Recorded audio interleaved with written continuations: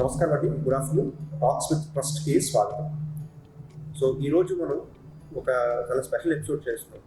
Trust హాస్పిటల్లో kidney transplantations చాలా రోజుల నుంచి జరుగుతున్నాయి. సో ఇది బోత్ లైవ్ డోనర్ ట్రాన్స్ప్లాంటేషన్స్, తర్వాత కెడావర్ ట్రాన్స్ప్లాంటేషన్స్ రెండు కూడా ట్రస్ట్ హాస్పిటల్లో చేస్తున్నాం. సో ఈ మధ్యన ఈ ట్రాన్స్ప్లాంట్స్ గురించిన అవగాహన పబ్లిక్కి తెలియజేయడానికి ఈరోజు మేము మా నెఫ్రాలజిస్ట్ ఇద్దరితో ముందుకు వస్తున్నాం. నేను doctor Nishad, international cardiologist trust hospital. నా పక్కన డాక్టర్ సోమయాజీ గారు, senior nephrologist trust hospital, doctor Praveen గారు, nephrologist trust hospital. Both are transplant, ఇద్దరు కూడా ట్రాన్స్ప్లాంట్ ఫిజిషియన్స్. వాళ్ళందరూ రినల్ ట్రాన్స్ప్లాంట్ ట్రైన్. సోమయాజీ గారి గురించి పెద్ద ఇంట్రడక్షన్ ఇవ్వాల్సిన అవసరం లేదు, is note able. So welcome sir. So ఈరోజు ఇది మనం పబ్లిక్కి ట్రాన్స్ప్లాంట్ కోసం అవగాహన కల్పించడం చేస్తున్న ప్రోగ్రామ్. సో మొదట మీరు ఈ ట్రస్ట్ హాస్పిటల్లో అసలు రినల్ ట్రాన్స్ప్లాంట్ మనం ఎప్పుడు చేస్తున్నాం, ఈ జర్నీ గురించి. బేసిక్లీ ఈ హాస్పిటల్ 2010 డిసెంబర్ని ఎస్టాబ్లిష్ అయింది. ఇనీషియల్ టైమ్స్లో కొంచెం మొదలు హాస్పిటల్ ఎస్టాబ్లిష్మెంటు అండ్ అన్ని సదుపాయాలు అయిన తర్వాత 2014 నుంచి యాక్చువల్గా కిడ్నీ ట్రాన్స్ప్లాంట్ చేయడం మొదలెట్టాం. సో ఇంచుమించు వేళకి 9 ఏళ్ళు అయిపోయింది. అండ్ ఇనీషియల్ జర్నీలో యాక్చువల్గా లైవ్ డోనర్లే చేసేవాళ్ళం. కానీ ఈ లాస్ట్ 1.5 years నుంచి మేము కెడవర్ ట్రాన్స్ప్లాంట్ అంటే డిజీజ్ డోనర్ యా మా బ్రెయిన్ డెడ్ డోనర్స్ మనం కొన్నిసార్లు మరణాంత తర్వాత కూడా దానాలు చేసేవాళ్ళు అవయవాళ్ళు కూడా కిడ్నీ మార్పులు చేయడం మొదలెట్టాం. సో ఈ మొత్తం జర్నీ ఇంచుమించు ఒక 9 ఏళ్ళు అయ్యింది. అండ్ మేము రఫ్గా అరౌండ్ 70 ట్రాన్స్ప్లాంట్స్ ఇప్పటిదాకా చేయగలేం. అన్నీ సక్సెస్ఫుల్గానే అయ్యాయి. అండ్ చాలామంది పేషెంట్లు ఇప్పుడు ఈ live donor transplant as well as cadaver ట్రాన్స్ప్లాంట్లో లబ్ధి పొందుతున్నారు. అండ్ వాళ్ళ ఆరోగ్యం పరంగా కూడా చాలా బాగున్నారు. సార్ ప్రవీణ్ సార్, ఒక రీనల్ ట్రాన్స్ప్లాంట్ అంటే ఒక క్రానిక్ కిడ్నీ డిసీజ్ పేషెంట్ అసలు రీనల్ ట్రాన్స్ప్లాంట్ ఎందుకు వెళ్ళాలి అంటే మెయింటెనెన్స్ డయాలసిస్ మీద పేషెంట్ ఎన్నాళ్ళు ఉండొచ్చు, ఏ పాయింట్ ఆఫ్ టైంలో మీరు వాళ్ళకి ట్రాన్స్ప్లాంట్ అడ్రస్ చేస్తారు? ఓకే, సో ట్రాన్స్ప్లాంట్ అనేది సాధారణంగా కిడ్నీలు బాగా 90% వరకు మనిషికి 2 కిడ్నీలు ఫెయిల్ అయితే అప్పుడు సాధారణంగా పేషెంట్ని డయాలసిస్ మీద స్టార్ట్ చేస్తామండి. కిడ్నీలు ఏం చేస్తాయంటే మన రక్తాన్ని శుద్ధి చేస్తాయి, రక్తాన్ని క్లీన్ చేస్తాయి, అట్లాగే బాడీలో వాటర్ బ్యాలెన్స్ని సరిపాళ్ళలో ఉంచుతాయి. కిడ్నీలు పనిచేసే శక్తి కోల్పోయినప్పుడు బయటికి పోవాల్సిన వేస్ట్ పదార్థాలన్నీ బాడీలో పేరుకుపోతూ ఉంటాయి. మనిషి దీన్ని కొంతవరకు టాలరేట్ చేయగలడు. ఒక స్టేజ్ వచ్చిన తర్వాత ఈ విష పదార్థాలన్నీ బాడీని పాడు చేయడం మొదలు పెడతాయి. ఇట్లా పాడు చేయడం మొదలు పెడితే ఒక స్టేజ్లో పేషెంట్కి ఇంకా ప్రాణాపాయ పరిస్థితి రావచ్చు అన్న స్టేజ్లో ఆ పరిస్థితి రాకుండా కిడ్నీలు 90% ఆఫ్ ద కిడ్నీస్ 2 ఫెయిల్ అయినప్పుడు డయాలసిస్ అనేది స్టార్ట్ చేస్తాం. డయాలసిస్ అంటే ఏంటంటే కిడ్నీలు చేసే పని మనం మెషిన్తో చేయడం. బ్లడ్ని మన కిడ్నీలు ఎట్లా ఫిల్టర్ చేస్తాయో ఒక ఆర్టిఫిషియల్ ఫిల్టర్ ద్వారా, డయాలసిస్ మెషిన్లో ఉండే ఫిల్టర్ ద్వారా ఈ రక్తాన్ని క్లీన్ చేయడం. ఓకే, సో సాధారణంగా మనిషి ఆరోగ్యం పూర్తిగా క్షీణించిన తర్వాత కాకుండా ఇంకా కొంచెం హెల్తీగా ఉన్నప్పుడే కిడ్నీలు మనకి పాడవుతున్నాయి అని రక్త పరీక్షల్లోని పేషెంట్ లక్షణాలను బట్టి ఎప్పుడు స్టార్ట్ చేయాలి అనేది డాక్టర్స్ డిసైడ్ చేస్తారు. అప్పుడు కిడ్నీ ఫెయిలియర్ బాగా ఎస్టాబ్లిష్ అయిన పాయింట్లో మనం డయాలసిస్ అనేది స్టార్ట్ చేస్తాం. ఇలా స్టార్ట్ చేసిన తర్వాత సాధారణంగా వారానికి 2 సార్లు కానీ 3 సార్లు కానీ డయాలసిస్ అనేది పేషెంట్స్కి చేయించుకోవాల్సిన అవసరం ఉంటుందండి. సార్, ఒక మీ దగ్గర ఉన్న ఒక పేషెంట్ డయాలసిస్ మీద రన్ అవుతున్నారు, మీస్ క్లినికల్ స్టేబుల్ అంటే మనం చాలాసార్లు చూస్తూ ఉంటాం, స్టేబుల్గా ఉంటారు, స్టేబుల్ క్లినికల్ సెనారీలో ఉంటారు.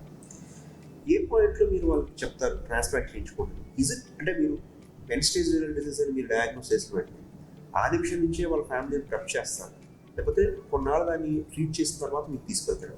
ఆ కటింగ్ పాయింట్ ఎక్కడ వస్తుంది? బేసిక్లీ తెలుసుకోవాల్సింది ఏంటంటే క్రానిక్ కిడ్నీ డిజీజ్ అంటేనే దీర్ఘకాలమైన కిడ్నీ వ్యాధి. ఇంగ్లీష్లో దీన్ని డిఫైన్ చేయాలి అంటే స్లో ప్రోగ్రెసివ్ రిలెంట్లెస్ డిట్యూరేషన్, అంటే నెమ్మదిగా తగ్గకుండా ఉండి, ప్రోగ్రెసివ్ అంటే అలా పెరుగుతో సమయంతో, డిట్యూరేషన్ అంటే కిడ్నీ ఫంక్షన్ యా దానికి ఉండి ఓపికి యా దానికి ఉండి పని సమయంతో నెమ్మదిగా నష్టపోతుంది. అండ్ సో ఇలాంటి పేషెంట్లు ఎక్కడ మన దగ్గర ఫాలో చేస్తారు చూడండి, మైల్డ్ డిజీజ్ నుంచేనా యా మోడరేట్ డిజీజ్ నుంచేనా, వీళ్ళందరినీ మేము యాక్చువల్గా ముందరే సమయంతో వీళ్ళని ప్రిపేర్ చేస్తాం. వాళ్ళ పేషెంట్ రిలేటివ్స్ని ఈ వ్యాధి గురించి అవగాహన కూడా ఇస్తాం. అండ్ రాబోయే కాలాల్లో వచ్చి దీనికి చేయగలిసిన వైద్యం డాక్టర్ గారు చెప్పిన ప్రకారంగా డయాలిసిస్, యా కిడ్నీ మార్పుడు, యా ట్రాన్స్ప్లాంట్. అన్ఫార్చునేట్లీ ప్రపంచంలో ప్రస్తుతం డయాలిసిస్ అండ్ ట్రాన్స్ప్లాంట్ తప్ప ఇంకే విధమైన వైద్యం అవైలబుల్ లేదు. ఒక క్రానిక్ కిడ్నీ డిజీజ్, ఒక దీర్ఘకాలమైన కిడ్నీ వ్యాధి, ఎక్కడ కిడ్నీ సమయంతో పని పరంగా తగ్గిపోతుంది. సో ఇది బేసిక్లీ కరెక్ట్గా చెప్పాలి అంటే ఈ పేషెంట్ని, ఆ పేషెంట్ రిలేటివ్స్ని బేసిక్లీ మనం అర్లీ కిడ్నీ డిజీజ్ నుంచే ప్రిపేర్ చేయడం మొదలెడతాం. వాళ్ళకి రాబోయే కాలాల్లో చేయించుకోవాల్సిన వైద్యాల గురించి కూడా ముందర నుంచే ఆహ్వానిస్తాం. చాలాసార్లు మనం ముందరే పేషెంట్లకి ఒక సిచ్యువేషన్ వచ్చిన తర్వాత వాళ్ళకి యాక్సెస్ అంటే డయాలిసిస్కి చేయగలిసిన ఫిస్టులాలు, యా ఒక క్యాథెటర్స్ ఎలా వేయాలి, అండ్ తర్వాత డయాలిసిస్ ఎలా ఇనిషియేట్ చేస్తాం, అండ్ దాని తర్వాత ట్రాన్స్ప్లాంట్ అని ఒక ఆప్షన్ కూడా వాళ్ళకి స్టార్టింగ్ నుంచే ఇస్తాం. డెఫినెట్గా పేషెంట్స్కి మేము ముందర ఇదే చెప్తాం కి ఎంతైనా డయాలిసిస్ గంట బెటర్ ట్రీట్మెంట్ ట్రాన్స్ప్లాంటే. ఎందుకంటే ట్రాన్స్ప్లాంట్ మీ క్వాలిటీ ఆఫ్ లైఫ్ ఇంప్రూవ్ చేస్తుంది, లెంత్ ఆఫ్ లైఫ్ ఇంప్రూవ్ చేస్తుంది, బేసిక్గా మిమ్మల్ని మళ్ళీ సొసైటీలో తీసుకెళ్తుంది. అందుకనే పేషెంట్లు చాలా మట్టుకు మేము ట్రాన్స్ప్లాంట్ వైపే ఇన్క్లైన్ చేయడానికి ప్రయత్నం చేస్తాం. అండ్ దానికోసం ప్రిపరేషన్స్ బేసిక్లీ ముందర నుంచే స్టార్ట్ అయిపోతాయి. అంటే బేసిక్లీ చెప్పాలంటే డయాలిసిస్కి వచ్చి తర్వాత చెప్పడం ఇది ఒక విధంగా సడన్గా వాళ్ళకి అన్ని ఇన్ఫర్మేషన్ ఒకేసారి ఇవ్వడం అన్నా అది ఎక్కడైనా ప్రపంచంలో అలా జరగకూడదు. ఐడియల్గా పేషెంట్లు ముందు నుంచే ప్రిపేర్ చేయడమే బెటర్ ఆప్షన్. ఎందుకంటే వాళ్ళు అప్పుడు ఒక ఇన్ఫార్మ్డ్ పద్ధతిగా వాళ్ళ ట్రీట్మెంట్ వాళ్ళు చూస్ చేసుకోవచ్చు మాతో డిస్కస్ చేసుకున్న తర్వాత. సో ఇది the basic aspect of preparation for dialysis or transplant. Sir Praveen sir, ఇప్పుడు అసలు ట్రాన్స్ప్లాంట్ చేస్తున్నప్పుడు కిడ్నీ ఎన్ని విధాలుగా మీరు తీసుకుంటారు? మనం ఇందాక సార్ చెప్పినట్టు లైవ్ డోనర్, కెడావర్ డోనర్ అన్నారు. అసలు లైవ్ డోనర్ ట్రాన్స్ప్లాంట్ ఏంటి, కెడావర్ డోనర్ ట్రాన్స్ప్లాంట్ ఏంటి, ఒకసారి చెప్పండి బేసిక్గా. సో ట్రాన్స్ప్లాంటేషన్ అంటే ఎప్పుడు చేస్తామంటే ఇందాక మనం అనుకున్నట్టు కిడ్నీలు పూర్తిగా పాడైపోయినాయి, వీళ్ళు డయాలసిస్ మీదకి వెళ్ళిపోతున్నారు లేదా డయాలసిస్ మీదకి వెళ్ళిపోయారు అన్న వాళ్ళకి కిడ్నీ ట్రాన్స్ప్లాంటేషన్ చేయడం జరుగుతుంది. కిడ్నీ ట్రాన్స్ప్లాంటేషన్ అంటే బాగా పనిచేస్తున్న ఎవరిదైనా కిడ్నీ తీసుకొని కిడ్నీలు పూర్తిగా పాడైపోయిన వాళ్ళకి అమర్చడం, దాన్ని ట్రాన్స్ప్లాంటేషన్ అంటాం. ఆ కిడ్నీ, ఆ రక్తనాళాలు, ఆ కిడ్నీ నుంచి వచ్చే పైపులు ఈ పేషెంట్ తాలూకా రక్తనాళాలకి, పేషెంట్ తాలూకా యూరినరీ బ్లాడర్కి కుట్టడాన్ని ఈ ఆపరేషన్లో మనం చేస్తాం. సో కిడ్నీ ట్రాన్స్ప్లాంటేషన్ అనేది బేసిక్గా 2 రకాలుగా జరుగుతుందండి. ఒకటి లైవ్ డోనర్, రెండోది డిసీజ్ డోనర్. లైవ్ డోనర్ అంటే జీవిస్తున్నవారు, ఆరోగ్యవంతంగా ఉన్నవారు ఎవరైనా కిడ్నీ ఇస్తాము అని ముందుకొస్తే వాళ్ళ దగ్గర నుంచి తీసుకుని అమర్చే కిడ్నీని లైవ్ డోనర్ ట్రాన్స్ప్లాంటేషన్ అంటాం. రెండవది వచ్చేసి disease donor transplantation. Disease donor అంటే మనిషి చనిపోతే వాళ్ళ దగ్గర నుంచి తీసుకునే కిడ్నీని మనం డిసీజ్ డోనర్ ట్రాన్స్ప్లాంటేషన్ అంటాం. సాధారణంగా వినేది ఏంటి అంటే బ్రెయిన్ డెత్ అనే కాన్సెప్ట్ వింటారు. అంటే ఇది రోడ్డు ప్రమాదాలకి గురైన వాళ్ళు, మెదడు బాగా దెబ్బతిని ఇర్రివర్సిబుల్ డ్యామేజ్ వచ్చి మనిషి చనిపోయిన తర్వాత బ్రెయిన్ డెత్ అని డాక్టర్స్ నిర్ధారిస్తారు. బ్రెయిన్ డెత్ అంటే పేషెంట్ చనిపోయినా సరే కొంచెం గుండె కొట్టుకుంటూ ఉంటుంది, మిగతా అవయవాలన్నీ వెంటిలేటర్ ద్వారా, మందుల ద్వారా నడుస్తూ ఉంటాయి. అట్లాగా చనిపోయిన వాళ్ళ దగ్గర నుంచి తీసుకునే కిడ్నీని మనం డిసీజ్ డోనర్ ట్రాన్స్ప్లాంటేషన్ లేదా కెడావరిక్ ట్రాన్స్ప్లాంటేషన్ అంటాం. ఇవి 2 రకాల ట్రాన్స్ప్లాంటేషన్స్. ఈ లైవ్ డోనర్ ట్రాన్స్ప్లాంటేషన్ అనేది సాధారణంగా ఈ తల్లిదండ్రులు కానివ్వండి, ఈ అన్న తమ్ముళ్ళు, అక్క చెల్లెళ్ళు, లేకపోతే పిల్లలు, లేకపోతే తాత అమ్మమ్మలు, ఇట్లాంటి వాళ్ళు కానీ, దగ్గర బంధువులు కానీ, ఫ్రెండ్స్ కానీ ఇచ్చే అవకాశం ఉంటుంది. సో ఇవి 2 రకాల transplants, live and disease donor transplants. Sir ఇప్పుడు ఒక రిలవెంట్ క్రిటికల్ క్వశ్చన్, ఎందుకంటే పీపుల్కి ఒక రకమైన అపోహ, సస్పిషన్ ఉంటుంది both regards to live donor transplantation as well as cadaver transplant. అసలు మనకున్న Jeevandan programme which we are aware, అసలు జీవన్దాన్ ప్రోగ్రామ్ అంటే ఏంటి, అసలు ఏ విధమైన రెగ్యులేషన్స్తో, ఎస్పెషల్లీ లైవ్ డోనర్, మనం కిడ్నీ ఒక పర్సన్ కిడ్నీ డొనేట్ చేయాలి వాళ్ళ ఫ్యామిలీ కోసం అనుకున్నప్పుడు ఏ రెగ్యులేషన్స్తో మనం వాళ్ళని స్క్రీన్ చేస్తాం? గవర్నమెంట్ వైపు నుంచి ఉన్న రెగ్యులేషన్స్ ఏంటి, మనం ఫాలో అయ్యే ప్రోటోకాల్ ఏంటి, ఒక లైవ్ డోనర్ని మనం యాక్సెప్ట్ చేస్తాం? ఇప్పుడు బేసిక్లీ ఈ డొనేషన్ అనే పద్ధతి 1994 ముందర అయితే ఇది చాలా అన్రెగ్యులేటెడ్గా ఉండేది.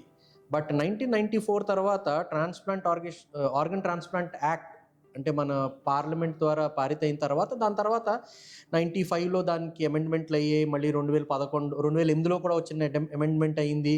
దాని తర్వాత 2011, దాని తర్వాత 2014 ఇవంతా బేసిక్లీ లా ఈ అమెండ్మెంట్స్ చేసి మనం బేసిక్లీ తోటా act transplantation of human organ transplantation act and basically tissue and transplantation act కింద దీన్ని తీసుకొచ్చింది. బేసిక్లీ ప్రస్తుతం పరిస్థితుల పరంగా ఏంటంటే ఒక ఆథరైజేషన్ కమిటీస్ ఉంటాయి. అది హాస్పిటల్ లోపల ఉంటుంది. ఒకటి external authorization committee which is appointed by the government. So ఈ బేసిక్లీ ఈ internal authorization committees and external authorization కమిటీసే బేసిక్లీ దీన్ని రెగ్యులేట్ చేస్తాయి, or we can call as regulatory authorities వీళ్ళందరినీ. సో బేసిక్లీ ఏంటంటే లైవ్ డోనర్ ట్రాన్స్ప్లాంట్లో బేసిక్లీ ఇది important ఏంటంటే ఒకటి సార్ ఎలా చెప్పారో ఫస్ట్ డిగ్రీ రిలేటివ్స్, లైక్ మీకు ఒక పేషెంట్కి ఫాదర్ మదర్ అయినా, బ్రదర్స్ అయినా, సిస్టర్స్ అయినా, పిల్లలైనా, యా వైఫ్ అయినా, for wife or husband, spousal అంటాం మేము దాన్ని. యా ఈ 2011 అమెండ్మెంట్ తర్వాత నుంచి even grand parents were also included. 2011-12 grand parents were also included into the first degree relatives, where ఇలా ఈ రకమైన డోనర్స్ని బేసిక్లీ ఇంటర్నల్ కమిటీ అంటే హాస్పిటల్ ఏ hospital approved by the government ఉందో or the authority of the body authority ఉందో అది approve చేసిన తర్వాత ఆ హాస్పిటల్ ఇంటర్నల్ కమిటీయే దీన్ని చూసుకుని క్లియర్ చేసుకుంటుంది whether this donor is legally suitable to donate అని. ఓకే, బట్ ఏదైనా after first degree relatives like second degree relatives అనుకోండి, లైక్ మీకు ఇన్లాస్ అయిపోనివ్వండి, యా బ్రదర్స్ వైఫ్ అనుకోండి, యా వైఫ్స్ బ్రదర్ అనుకోండి, ఇలాంటి వాళ్ళు second degree relatives or third degree రిలేటివ్స్కి మీకు external committee which is appointed by the government it self, and యూజువల్గా ఇవి మెడికల్ కాలేజెస్లో ఉంటాయి, అక్కడికి అప్రూవల్కి పంపించాలి. వాళ్ళు దీన్ని చూసుకుని స్క్రూటనైజ్ చేసి ఈ డొనేషన్ ఆల్ట్రూయిస్టిక్ అంటే స్వేచ్ఛపూర్వకంగా దీంట్లో ఏ విధమైన ఫైనాన్షియల్ ట్రాన్సాక్షన్స్ లేకుండా అవుతుంది అండ్ ఈ రిలేషన్ జెన్యుయినా కాదా ఇది చూసుకుని దాని తర్వాత దాన్ని క్లియర్ చేస్తారు. అఫ్ కోర్స్ ఈ క్లియరెన్స్లో ఇంకా కొన్ని పార్టీస్ ఇన్వాల్వ్ ఉంటాయి, like for example the police system, the tahsildar, and దాని తర్వాత ది ఎంఆర్ఓ గారు, ఆర్డిఓ అంటే మీ రెవెన్యూ డిపార్ట్మెంట్ ఆఫీసర్స్, వీళ్ళందరూ కూడా ఇన్వాల్వ్ అవుతారు. ఎందుకంటే they are the people who can actually genuinely tell you about ఈ మనిషి కరెక్ట్ అడ్రస్ మీద ఉన్నారు, వీళ్ళేనా వాళ్ళు, అండ్ ఏ రకమైన దీంట్లో తప్పులు జరగట్లేదని. So these are basically two authorities which can take care of the genuinity. So once this is are clear then we can go for transplant. Basically this is by law. ఇది ఒక లా ఉంది which is by the central government, parliament enacted and approved by multiple states in their different formats. Even for cadaver transplant basically కొంచెం డిఫరెంట్గా ఉంటుంది. cadaver transplant ఏంటంటే basically the hospitals have to be approved by the committee Jeevan, and basically దీంట్లో patients అందరూ whoever wants to ఎవరెవరికి transplant చేయించుకోవాలని ఉందో వాళ్ళు బేసిక్లీ రిజిస్టర్ చేసుకుంటారు గవర్నమెంట్ తోటి. ఒక బాడీ ఉంటుంది, జీవన్ దాన్ పోర్టల్ అంటారు దాన్ని. ఆ జీవన్ దాన్ పోర్టల్లో ప్రతి హాస్పిటల్కి వచ్చి patient whoever wants to get a transplant done వాళ్ళు బేసిక్లీ రిజిస్టర్ చేసుకుంటారు. ఆ రిజిస్టర్ ఒక పోర్టల్లో వాళ్ళు ఫస్ట్ కమ్ ఫస్ట్ సర్వ్ బేసిస్లా ఉంటుంది. సో అది బ్లడ్ గ్రూప్ వైజ్ ఉంటుంది అండ్ హాస్పిటల్స్ వైజ్ ఉంటుంది. సో దేంట్లో ఒకసారి రిజిస్టర్ అయిపోయిన తర్వాత basically these patients will continue on dialysis and will wait for their turn to come. ఎప్పుడు వాళ్ళకి అది వస్తే దాని తర్వాత ఆ పేషెంట్కి ఇన్వెస్టిగేషన్స్ టెస్టులు చేసుకుని అవన్నీ బాగానే ఉన్నాయంటే they can go head with the transplant. So basically దీనికి కమిటీ యాజ్ సచ్ అని ఉండదండి. దిస్ ఈజ్ బేసిక్లీ బికాజ్ ఇది యాజ్ యూ ఆల్ నోకి అర్థమవుతుంది ఇది ఒక చనిపోయిన తర్వాత డిజీజ్ డోనర్ ట్రాన్స్ప్లాంట్. సో దీంట్లో ఒక లీగల్ సిస్టమ్ అంత స్ట్రాంగ్ కాదు, except the legality of donation important. ఎక్కడ బ్రెయిన్ డెత్ అయ్యిందో వాళ్ళ ఫ్యామిలీతో ఒక ప్రాపర్ కన్సెంట్, వాళ్ళకి ఒక complete understanding of brain death and వాళ్ళకి ఒక complete understanding of removal of organs, అంటే అవయవాలు తీస్తున్నాం అండ్ వాళ్ళకి రకరకాల వ్యాధుల వాళ్ళకి ఇది దానాల్లో వెళ్తుంది, like kidney, liver, heart, ice. So ఆ ఫ్యామిలీ మెంబర్స్ హూ ఆర్ బిరీవ్డ్ అంటే ఆ టైంలో వాళ్ళ బాధల్లో ఉంటారు, వాళ్ళకి ఇది అర్థమయ్యేలాగా చెప్పి మనం ఏం చేస్తున్నాం, ఏం మహాకార్యం, ఏ మంచి కార్యం చేస్తున్నాం అది అర్థమయ్యి చెప్పి వాళ్ళతో ఒక కన్సెంచువల్ ఫామ్లో కన్సెంట్ తీసుకుని బాబు మేము ఇది మేము చేస్తున్నాం, and once they agree upon it we can just proceed with it and the patient who is on the waiting list, number 1 or 2, they will get the organs for that. Sir ఇప్పుడు sir blood group అన్న మాట అయితే ఒక will talk about blood group అనేది రెండింటికి ఉపయోగపడే live donor వినాలన్న మాట. ఒక డోనర్ని అసలు ఎలా స్క్రీన్ చేస్తారు? 3 విషయాలు. బ్లడ్ గ్రూప్ ఇంపార్టెన్స్ ఏంటి, కిడ్నీ ఇచ్చిన తర్వాత డోనర్ హెల్త్ ఏ విధంగా reflects? This is a common kind of question which people ask.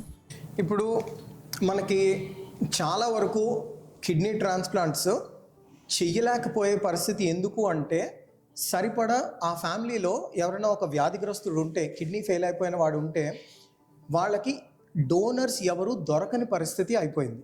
ఎందుకంటే డోనర్ని మనం చాలా చాలా డీటెయిల్డ్గా అన్ని పరీక్షలు చేసి, డోనర్కి కిడ్నీ వ్యాధి లేదు, డోనర్ దగ్గర నుంచి కిడ్నీ తీసుకుంటే డోనర్కి ఇమీడియట్గా ఏ విధమైన అపాయము రాదు అని రకరకాల టెస్ట్లు చేసుకుని నిర్ధారించుకుని తప్పితే మనం ముందుకెళ్ళడానికి లేదు. ఎందుకంటే ఫస్ట్ పేషెంట్ కన్నా డోనర్కి మనం ఏ రకమైన హాని జరగకుండా చూసుకోవాల్సిన బాధ్యత మన మీద ఉంటుంది. So that is number 1. So donor పరంగా చాలా టెస్ట్లు చేసుకుని కానీ ముందుకెళ్ళకూడదు. రెండోది, ట్రాన్స్ప్లాంట్స్ ఎందుకు జరగలేకపోతున్నాయి అంటే, బ్లడ్ గ్రూప్ మ్యాచింగ్ అనేది చాలా ఇంపార్టెంట్. ఎవరికైనా కిడ్నీ ఇచ్చేయచ్చు అన్నది పరిస్థితి కాదు. మీరు బ్లడ్ ట్రాన్స్ఫ్యూషన్స్ టైంలో వినే ఉంటారు, ఏ బ్లడ్ గ్రూప్ వాళ్ళు ఆ బ్లడ్ గ్రూప్ వాళ్ళకే ఇవ్వాలి అని. బట్ ఇందులో కొన్ని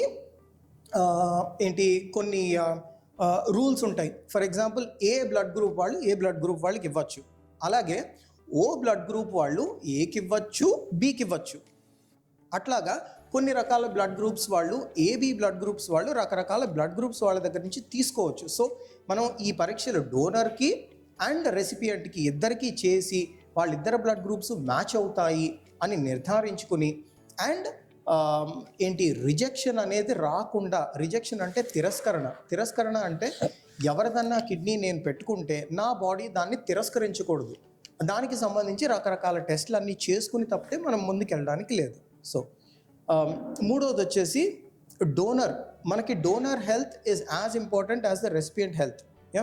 సో సాధారణంగా మనిషికి ఒక కిడ్నీ పనిచేస్తే సరిపోతుంది. అంటే కొంతమంది పుట్టుకతోనే ఒక కిడ్నీతో పుడతారు, కానీ వాళ్ళ శరీరానికి ఒక కిడ్నీ సవ్యంగా పనిచేస్తే సరిపోతుంది. సో ఒక కిడ్నీ డోనర్ దగ్గర నుంచి తీసుకున్నా సరే డోనర్ ఆరోగ్యవంతంగా ఉండే అవకాశం లేకపోలేదు కాదు, ఉంటుంది. రెండోది, డోనర్ ఏ విధమైన మందులు తీసుకోవాల్సిన అవసరం లేదు. తన నార్మల్ జీవనశైలిని, హెల్తీ లైఫ్ స్టైల్ని అడాప్ట్ చేసుకుని వాళ్ళ నార్మల్ జీవితాన్ని లీడ్ చేయొచ్చు. సార్, ఒక పేషెంట్ అంటే హార్ట్లో ఎలా అయితే మేము స్టెంట్ చేసిన తర్వాత, సర్జరీ చేసిన తర్వాత మెడిసిన్స్ వాడాలి, ట్రాన్స్ప్లాంట్ అయిన తర్వాత సరే సార్ ఆల్రెడీ డోనర్ గురించి చెప్పారు, రిసిపియంట్ వాళ్ళు ఏం ప్రికాషన్స్ తీసుకోవాలి, ఏ విధంగా మెడిసిన్స్ వాడాల్సి వస్తుంది? బేసిక్లీ చెప్పాలి అంటే ట్రాన్స్ప్లాంట్ ఇది ఎక్కడ మనం ఒక డోనర్ శరీరం నుంచి ఒక కిడ్నీ ఒక రిసిపియంట్ అంటే తీసుకున్న వాళ్ళ శరీరంలో వెళ్తుంది. సో బేసిక్లీ ఇది ఇమ్యూనో సప్రెషన్ అన్న మందులు ఇస్తాం. దీని బేసిక్లీ ఏంటంటే మన శరీరంలో ఒక గుర్తించిన పవర్ ఉంటుంది, దాన్ని మన ఇమ్యూన్ సిస్టమ్ అని అనొచ్చు. Yeah self yeah non self, ఇది మంది కాదు అని గుర్తింపు ఈ ప్రపంచంలో వచ్చినప్పటి నుంచే ఉంటుంది. బేసిక్లీ అంటే చెప్పాలంటే పుట్టినప్పటి నుంచే మనకి ఈ గుర్తింపు పవర్ ఉంటుందండి, సెల్ఫ్ అండ్ నాన్ సెల్ఫ్ అని. సో ఈ సెల్ఫ్ అండ్ నాన్ సెల్ఫ్లో డిఫరెన్షియేట్ చేయగలిసింది మన ఇమ్యూన్ సిస్టమ్. సో కిడ్నీ ఈ శరీరం కాదు, ఇంకో శరీరం నుంచి వచ్చి ఈ శరీరంలో కిడ్నీకి వచ్చింది, ట్రాన్స్ప్లాంట్ అయింది. దేర్ఫోర్ మన శరీరం ఎప్పుడూ దీన్ని రికగ్నైజ్ చేయడానికి ప్రయత్నం చేస్తూ ఉంటుంది, ఇది మంది కాదు, ఇంకో శరీరం నుంచి వచ్చిందని. అది లైవ్ డోనర్లో అవ్వచ్చు, డిజీజ్ డోనర్లో అవ్వచ్చు. ఎక్కడి నుంచైనా కిడ్నీ ఇంకో శరీరం నుంచి వస్తే అది యూజువల్గా డాక్టర్ గారు చెప్పినలాగా రిజెక్ట్ చేయడానికి ట్రై చేస్తుంది, అంటే ఇది మంది కాదు, ఈ శరీరంలో ఎక్కడి నుంచో వచ్చిందని. ఈ గుర్తింపు పవర్ని తగ్గించేయడానికి ఆపేయడాన్నే బేసిక్లీ యూజ్ చేస్తున్న మందులని మన ఇమ్యూనో సప్రెషన్ అంటాం. ఈ ఇమ్యూనో సప్రెషన్ జీవితకాలం దాకానే వేసుకోవాలండి, లైఫ్ లాంగ్ ట్రీట్మెంట్ ఇది, ఎక్కడ ఆపడానికి ఉండదు. ఇది అవుతుంది స్టార్టింగ్లో మందులు చాలా హయ్యర్ డోస్ అండ్ ఎక్కువ ఉంటాయి, కానీ సమయం పెరుగుతున్న కొద్దీ లైక్ ఒక 6 నెలలు, సంవత్సరంన్నర, 2 సంవత్సరాలకు వస్తున్న కొద్దీ ట్రాన్స్ప్లాంట్ అంతా బాగానే నడుస్తున్న కొద్దీ ఆ రిక్వైర్మెంట్ ఆఫ్ ట్రీట్మెంట్ తగ్గిపోతూ ఉంటుంది. అంటే మందులు తగ్గుతాయి కానీ కంప్లీట్గా ఎప్పుడు పోవు. సో ఇది లైఫ్ లాంగ్ వేసుకోవాల్సిన మందులు. అండ్ ఇది basically combination of immuno suppressions అంటారు. అంటే ఒక మందు ఉండదు, దీంట్లో 2 నుంచి 3 మందులు రెగ్యులర్గా లైఫ్ లాంగ్ వేసుకుంటూ ఉంటారు. డోస్ సమయంతో తగ్గుతుంది, ఎందుకంటే యాజ్ మనం అందరూ తెలుసు, ఏదైనా శరీరం అలవాటు అవుతుంది కొద్దీ శరీరం దాన్ని అడాప్ట్ చేసుకుంటూ ఉంటుంది. సో అందుకనే రిక్వైర్మెంట్ ఆఫ్ మెడికేషన్స్ తగ్గుతాయి, కానీ ఎప్పుడూ పోవు. సో లైఫ్ లాంగ్ వేసుకోవడం మోస్ట్ ఇంపార్టెంట్. చాలాసార్లు మేము చూసింది ఇదే, ఈ చాలామందికి కిడ్నీ ప్రాబ్లమ్స్ తర్వాత 2 ఏళ్ళు, 5 ఏళ్ళు, 6 ఏళ్ళు, 10 ఏళ్ళ తర్వాత వచ్చేది యూజువల్గా మందులు మానేయడం వల్ల, మందులు రెగ్యులర్గా మర్చిపోవడం వల్లే అవుతున్నాయి.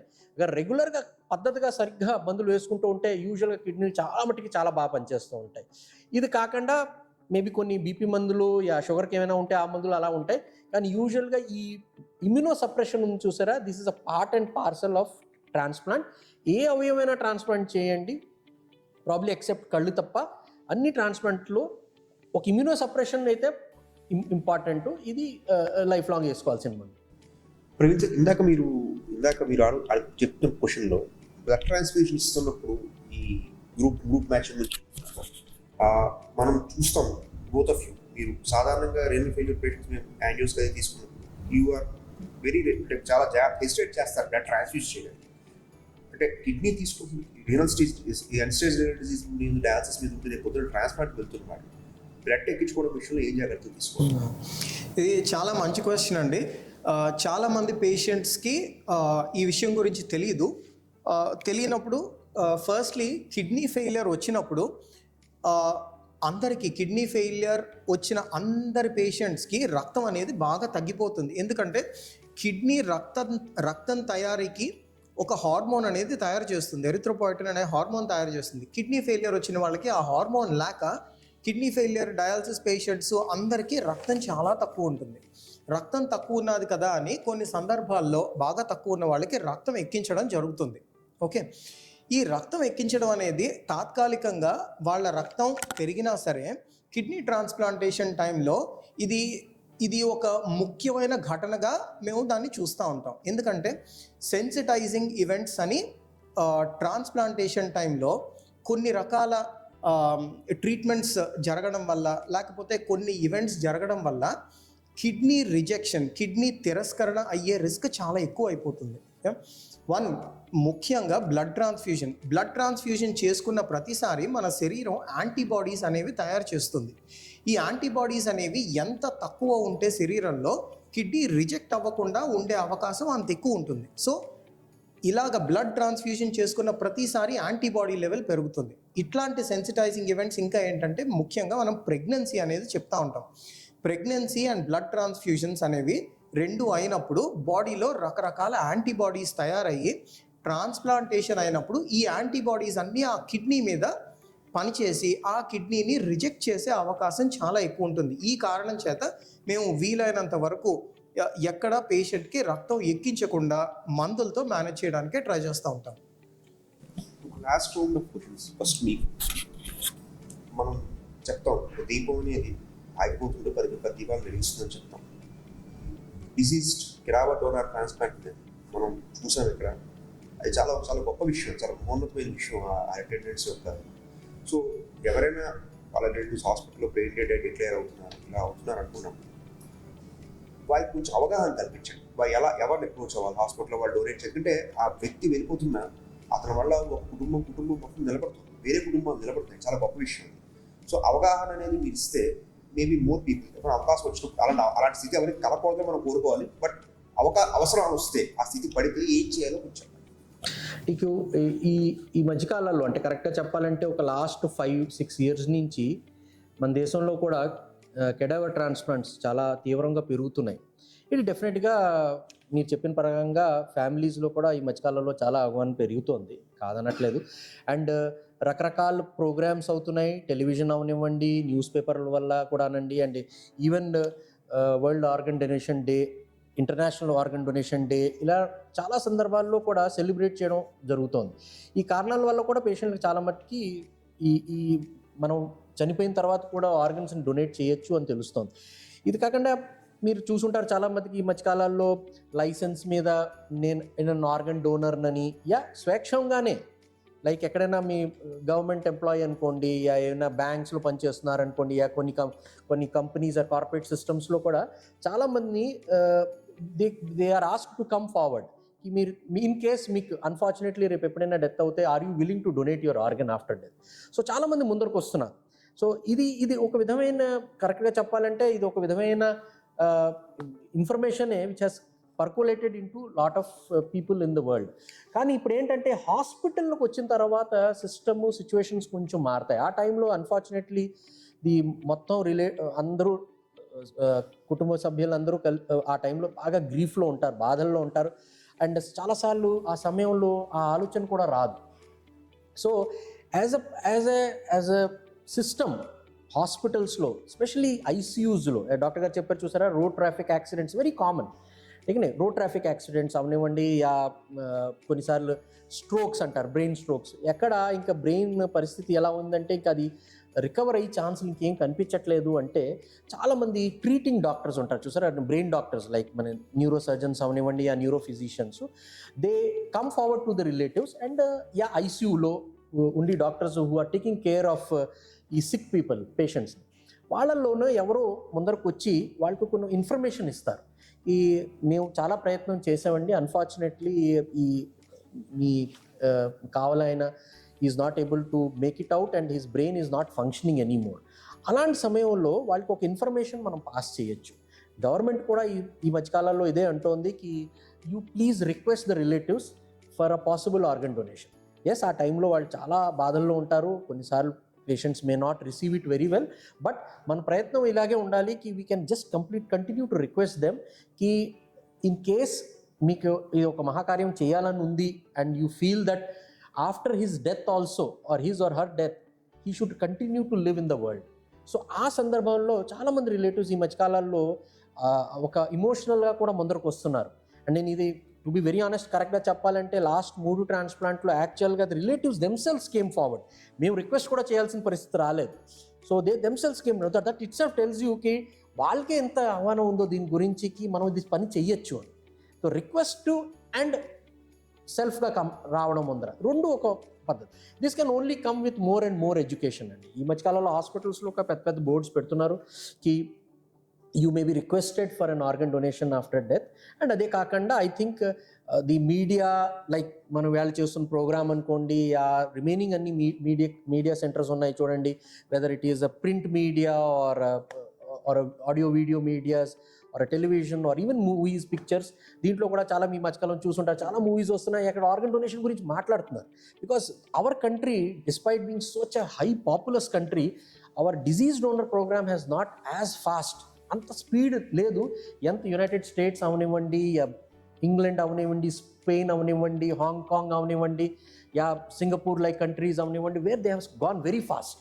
సో మనం కూడా because of population and we can actually go and we have lot of, sir చెప్పారు, చాలామంది patients unfortunately are waiting for organs.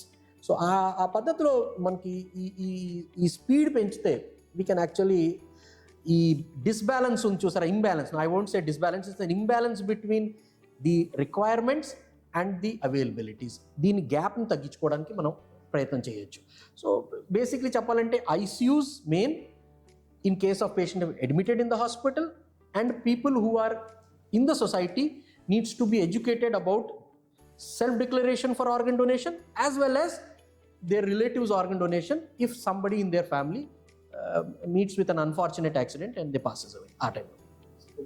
Last question sir,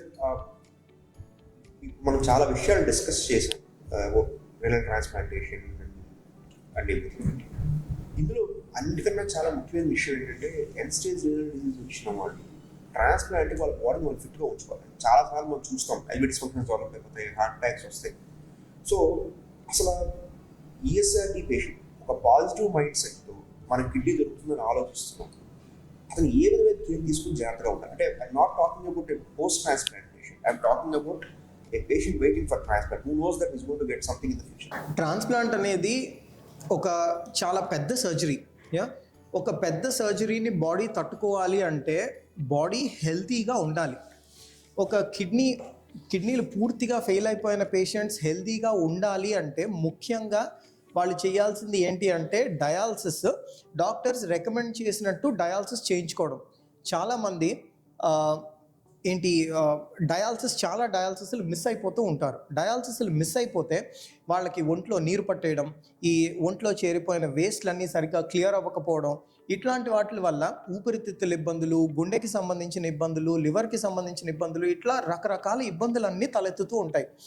ఇలాగ కొత్త ఇబ్బందులు వచ్చే కొద్దీ వాళ్ళ ఆరోగ్యం క్షీణిస్తూనే ఉంటుంది. సో ట్రాన్స్‌ప్లాంటేషన్‌కి వెళ్దాం అనుకున్నా లేకపోయినా నంబర్ 1 డాక్టర్‌తో రెగ్యులర్ కాంటాక్ట్లో ఉండాలి. డయాలసిస్ ఎలా సజెస్ట్ చేశారో అట్లా చేయించుకోవాలి. మందులు ఎక్కడ మానకుండా వేసుకోవాలి. ఏదైనా ఇబ్బంది వస్తే వెంటనే డాక్టర్ని అప్రోచ్ అయ్యి వెంటనే దానికి ట్రీట్మెంట్ అందుకుంటే వాళ్ళు ఆరోగ్యవంతంగా ఉండే అవకాశం ఉంటుంది. వాళ్ళు ఆరోగ్యవంతంగా ఉంటే ఆపరేషన్ బాగా తట్టుకునే అవకాశం ఉంటుంది. ఎందుకంటే ఇది చిన్న సర్జరీ అయితే కాదు, చాలా పెద్ద సర్జరీ. ఈ సర్జరీ నుంచి కోలుకోవడానికి కనీసం 2-3 వారాలు పడుతుంది. సో అందుకని పేషెంట్స్ హెల్తీగా ఉన్నప్పుడు ట్రాన్స్ప్లాంటేషన్ అనేది చేయించుకోవడం చాలా ముఖ్యం. అండ్ వాళ్ళ లైఫ్ ఎక్స్పెక్టెన్సీ పెరిగే అవకాశం ఉంటుంది. వాళ్ళ పనులన్నీ ట్రాన్స్ప్లాంటేషన్ తర్వాత చేయించుకునే అవకాశం ఉంటుంది. అండ్ వాళ్ళు లైఫ్ ఎక్స్పెక్టెన్సీ, హాస్పిటల్కి డయాలసిస్కి రావాల్సిన అవసరం ఉండదు, హెల్తీ లైఫ్ లీడ్ చేసే అవకాశం ఉంటుంది. సో డయాలసిస్ అనేది చాలా ముఖ్యమైన ట్రీట్మెంట్. మిస్ అవ్వకుండా జాగ్రత్తగా చేయించుకోవడం అనేది జనరల్ హెల్త్ని బాగా ఉంచుకునే అవకాశం పేషెంట్స్కి ఉంటుంది. సో ఇది ఈ సెషన్ కన్క్లూడ్ చేద్దాం. నెఫ్రాలజిస్ట్ ఎదురు లాట్ ఆఫ్ ఇన్ఫర్మేషన్ ఇచ్చారు. Chronic kidney disease, end stage renal disease, transplantation పెద్ద టాపిక్. మేము ఏంటంటే జనాలకి ట్రాన్స్ప్లాంటేషన్ ప్రోగ్రామ్ నుంచి అవగాహన కల్పించడానికి చిన్న అటెంప్ట్ ఇది. సో మీకు ఏమైనా క్వశ్చన్స్ ఉంటే ప్లీజ్ పోస్ట్ చేయండి కామెంట్స్లో. We'll try to address them. And sir వాళ్ళకి కొంచెం ఫ్రీగా ఉన్నాం. మళ్ళీ అసలు ఎండ్ స్టేజ్ రినల్ డిసీజ్ మీద కూడా అక్యూట్ కిడ్నీ అంటే సడన్గా కిడ్నీస్ ఫెయిల్ అవ్వడం అనే ఒక ఆస్పెక్ట్ మీద కూడా మేము సెషన్ ప్లాన్ చేస్తాం. So thank you very much.